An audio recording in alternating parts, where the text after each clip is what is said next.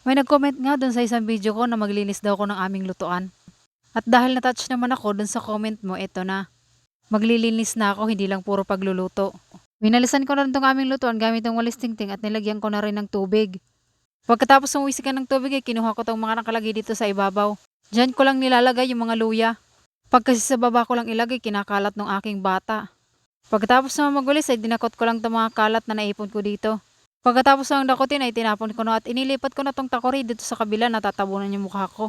Naglagay lang ulit ako ng tubig at pinitpit ko ng ganito para magsiksik yung lupa.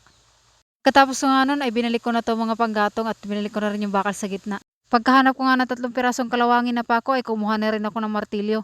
Maglalagay nga pala ako dito ng pagsasabitan ko itong mga gamit para hindi naman nasa baba lang. Bali nagpako lang ako ng 3 dyan ang pagsasabitan ko nito. Sinabit ko rin pala yung tabo namin at ibinaba ko na tong kaldero na may laman na paksiw na isda. Napansin ko rin na medyo marumi na tong mga lagayin ko dito ng mga panimpla at ayan lilinisin ko na rin. Isa-isa ko lang silang nilinis, pati itong kahoy nilinis ko rin at ibinalik ko na din. Suka nga pala yung laman ng mineral na yan. At sinaling ko lang yung mantika na tingi-tingi dito sa aming lagayan. Hindi kasi matansya yung mantika pag hindi na isalin dito. Pagkatapos nga doon ay dito naman ako naglinis sa aming labahan at paliguan ni Hana. Tapos ko na nga dyan paliguan si Hana at yan tirang tubig niya ibinuhos ko na dito.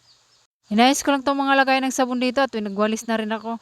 Winalis ko lang yung tubig na nai-stack dito at winalis ko rin yung tabi-tabi nito. Para sa akin malinis at organized na yung tingnan. So ayan natapos na nga ako at natapos na rin. Naglagay na rin ako ng kahoy sa itaas para mas mabilis makakuha pag magluluto. Naway na satisfy ko yung nag-comment. Salamat pala sa Mi. Itong pinaka-dirty kitchen namin na to dito. Kaming mag-asawa lang nagtulungan itong gumawa. At paglingon ko nga dito ay nako po ang aking anak pinapakain yung tinapay niya sa aso ng kapitbahay namin. Sino bang hindi mawiwiling magpakain sa aso na yan? Ay tingnan nyo naman ay may ribbon pa. Laging nakaabang yung asong yan pag nalabas si Hana. Ayan at tuwang-tuwa pa ang bata. Siya, yun lang ulit muna sa ngayon. Bukas ulit.